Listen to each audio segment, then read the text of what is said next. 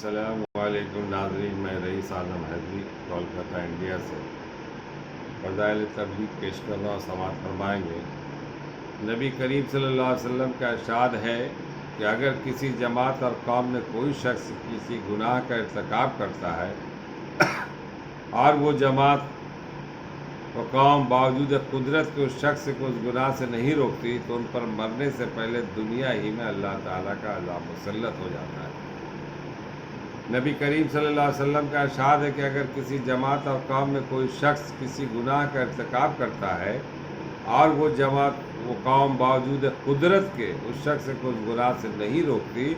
تو ان پر مرنے سے پہلے دنیا ہی میں اللہ تعالیٰ کا عذاب مسلط ہو جاتا ہے۔ میرے مخلص بزرگوار اور ترقی اسلام و مسلمین کے خواہش مند دوستو،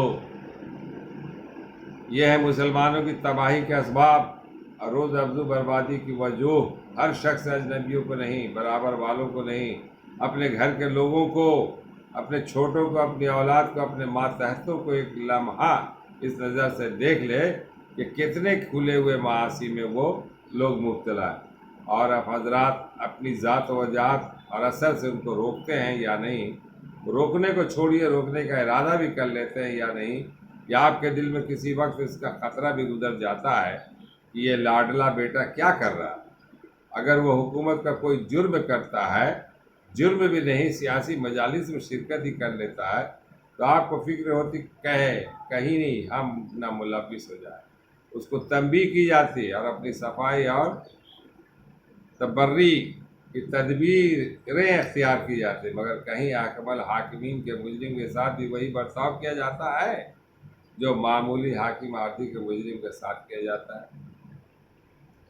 آپ خوب جانتے ہیں کہ پیارا بیٹا شطرنج کا شوقین ہے، تاش سے دل بہلاتا ہے، نماز کئی وقت سے اڑا دیتا ہے، مگر افسوس کہ آپ کے منہ سے کبھی حرف غلط کی طرح بھی یہ نہیں نکلتا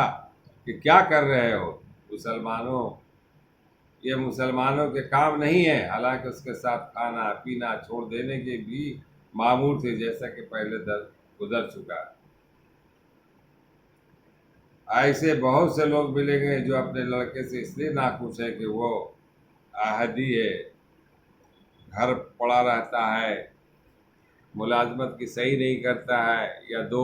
دکان کا کام تندہی سے نہیں کرتا ہے، لیکن ایسے لوگ بہت کم ملیں گے جو لڑکے سے اس لیے ناراض ہوں کہ وہ جماعت کی پرواہ نہیں کرتا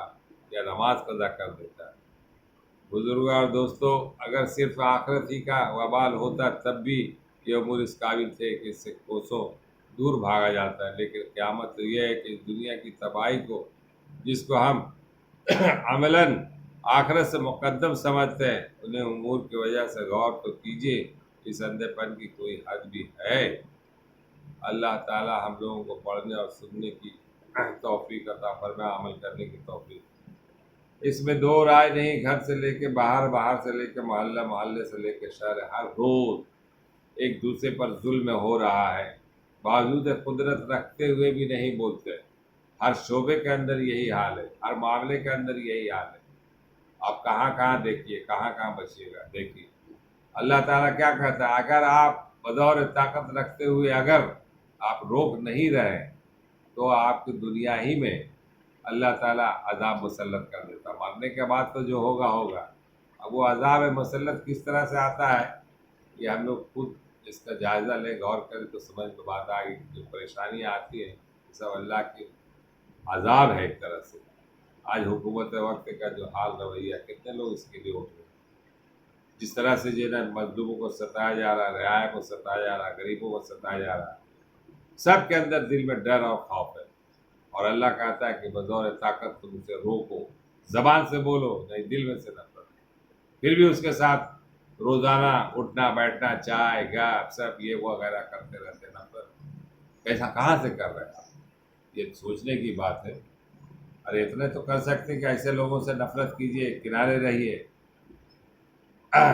وہ بھی بات نہیں ہوتی جن سے نفرت کرے۔ تو اللہ تعالیٰ ہم لوگ کو اللہ پڑھنے سے زیادہ عمل کرنے کی توفیق عطا فرمائے۔ شاید کو اتر جائے تیرے دل میں میری بات۔ السلام علیکم، رئیس اعظم حیدری۔ اس ویڈیو کو دور دور تک پھیلائے، یہ بھی ایک صدقہ جاریہ ہے۔